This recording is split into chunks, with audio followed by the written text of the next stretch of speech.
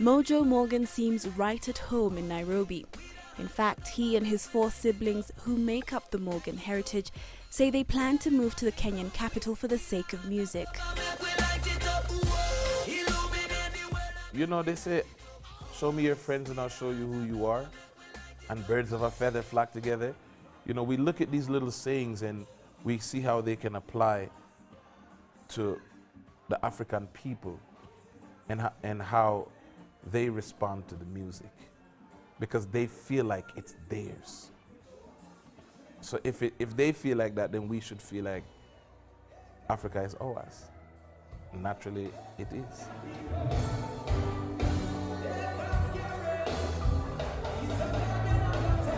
You know, a friend once said to us, go where you're celebrated, not where you're tolerated. You know, and reggae music is tolerated in a lot of places outside of Africa. But in Africa, it is pop culture. Reggae music is the people's music. It is the biggest music on the continent, hands down, outside of the traditional African music. Born in New York, Mojo and his family moved to Jamaica when they were young, inheriting their love for reggae from their legendary father, Denroy. I used to dance on stage with my dad when I was like 4 years old. Reggae music is the people's music, so when you listen to reggae music and you listen to the message in the music, you definitely connect to it if you're going through struggles. But you also connect to it when you're having a good time, because there's many moods in reggae music. You have the reggae music that give you a positive message, just a feel-good message, a universal message. You have reggae music that really addresses the issues within society. And then you have reggae music that, you know, you can have a more of a romantic vibe to. At last count, the band had released 16 albums and toured widely, particularly in Europe. Now with their record label CTBC, they want to start a company in Kenya and record talent from across Africa and not just reggae. African music is in a good state right now, in my opinion.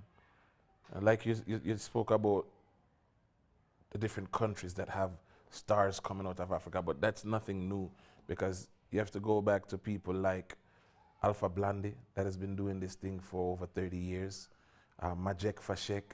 African music has always has had a presence on the world stage. So this is nothing new.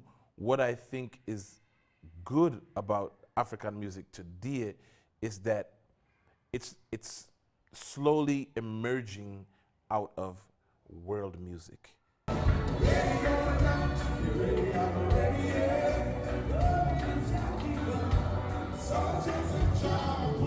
Morgan wants the business to provide a global platform for African talent and also an African platform for international musicians.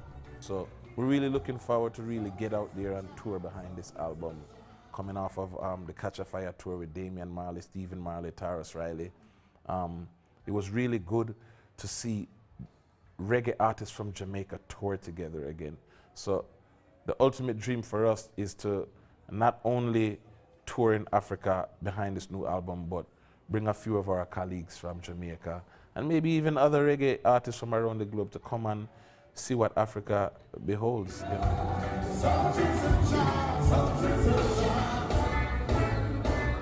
Morgan Heritage must still win permission to migrate here, but if they do and the recording company works out, it could be a much-needed boost for local musicians. I'm Kathryn Ogunde.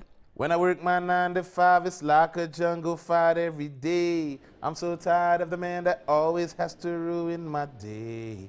Not a day goes by that I don't think of running away. But then I think, why should he get the edge over me? Yo, it's Mojo Morgan from Morgan Heritage. That's taken from the new album Strictly Roots. And you're locked into CCTV. Keep it locked. This is where it's at. CTBC.